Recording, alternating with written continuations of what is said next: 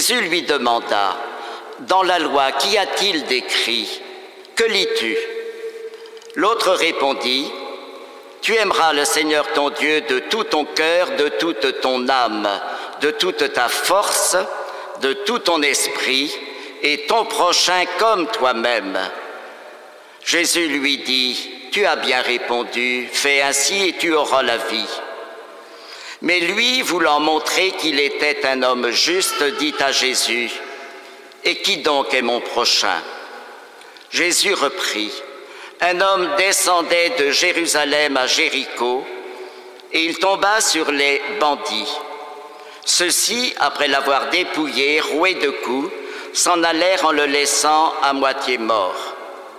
Par hasard, un prêtre descendait par ce chemin, il le vit et passa de l'autre côté. De même, un lévite arriva à cet endroit, il le vit et passa de l'autre côté. Mais un Samaritain, qui était en voyage, arriva près de lui. Il le vit et fut saisi de pitié. Il s'approcha, pansa ses plaies, en y versant de l'huile et du vin.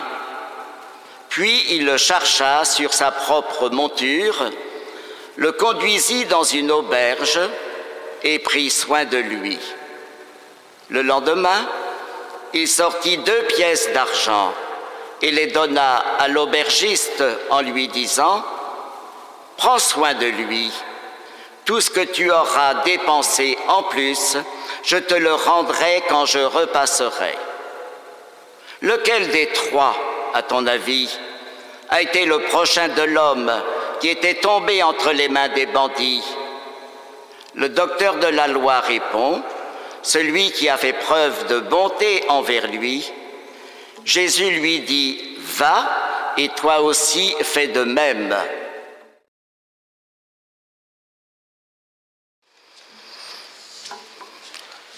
Frères et sœurs, nous sommes dans l'année de la foi.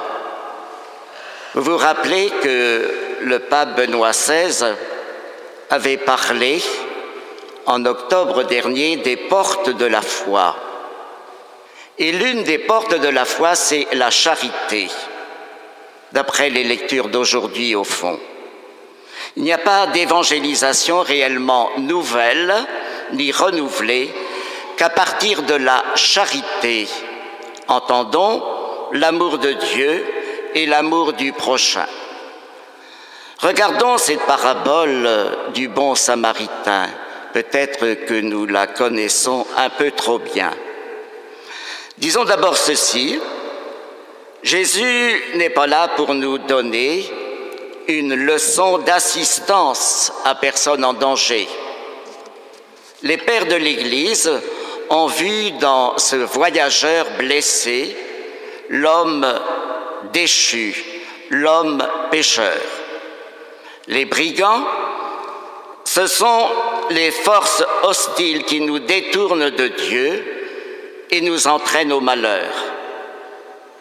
Mais voilà qu'un Samaritain descendait. Et Jésus est précisément descendu du ciel. Il nous a pris en pitié, en quelque sorte. Et le vin et l'huile du Samaritain représentent les sacrements institués par le Christ, notamment l'Eucharistie, la réconciliation et le baptême.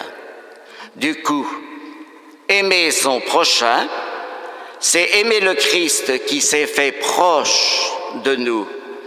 C'est aussi aimer l'Église, car vous connaissez l'expression, le Christ et l'Église, c'est tout un. Le Christ est mon prochain. Il m'a soigné, il m'a chargé sur sa monture et confié à l'auberge de l'Église. Je lui dois donc toute ma reconnaissance. Et à sa suite, je dois me faire proche de tous ceux qu'on appelle souvent les blessés de la vie pour les servir. Et c'est à notre amour que nous serons reconnus comme disciples du Christ. L'Évangile nous le dit très souvent. Pour aimer comme le Christ, c'est vers lui que nous nous tournons. Dans la seconde lecture, saint Paul nous dit qu'il est l'image du Dieu invisible. Pour comprendre sa lettre, il faut se rappeler que Paul s'adresse à des chrétiens qui viennent du monde païen. Ces derniers se croient soumis à des forces mystérieuses. D'ailleurs, c'est parfois le cas encore de nos jours. Vous l'avez remarqué, plus la foi diminue et plus les superstitions prennent de la place. Il suffit de voir tout ce qui se dit sur les horoscopes, la fatalité, le destin, les porte-bonheur en tout genre. Mais, nous dit saint Paul, aucune puissance ne peut prévaloir sur la souveraineté du Christ. Il reste pour nous vraiment le bon samaritain, car il est venu chercher et sauver ceux qui étaient perdus. Notre responsabilité, c'est d'achever cette œuvre créatrice de Dieu. Bien sûr, souvent, il ne manque pas de prétexte pour ne rien faire. Nous disons, par exemple, je n'ai pas le temps, puis je ne connais pas ces gens-là. Il faut se méfier des inconnus. À ce moment-là, nous risquons de manquer le rendez-vous le plus important de notre vie, car à travers le pauvre, c'est le Christ qui est là. Rappelons-nous l'évangile du jugement dernier, le chapitre 25 de saint Matthieu. J'ai eu faim, j'étais malade, j'étais étranger, et vous m'avez accueilli, ou vous ne m'avez pas accueilli. En nous racontant la parabole du bon samaritain, le Christ voudrait nous inciter à remplir notre vie de l'amour qui est en lui et à nous faire le prochain de ceux et celles qu'il met sur notre route. Ils sont nombreux, ceux et celles qui ont suivi le Christ sur ce chemin. Pensons à saint Vincent de Paul, qui a engagé toute sa vie. De même, mère Teresa, sœur Emmanuel, l'abbé Pierre et beaucoup d'autres. Les uns et les autres nous renvoient à la question « Que fais-tu pour les plus pauvres ?» Il ne manque pas d'organismes pour la lutte contre la misère sous diverses formes. D'ailleurs, vous le remarquez, les chrétiens sont souvent très présents. Chacun peut trouver sa place. Pensons par exemple au CCFD, Comité catholique contre la faim et le développement, au Secours catholique, aux équipes Saint-Vincent. Pensons à ceux qui visitent les malades, ceux qui accompagnent les familles en deuil, ATD Carmonde, etc. Qui est mon prochain? De qui je me fais proche? Cette entrée en proximité, spécialement avec les plus fragiles et les blessés de l'existence, n'est pas une option. C'est ce qu'ont dit les évêques de France au mois de mai, à l'occasion du rassemblement à Lourdes, Diaconia 2013, Osons la fraternité. Ce n'est pas une option, c'est une nécessité, au même titre que la prière et l'annonce de l'Évangile. De qui je me fais proche?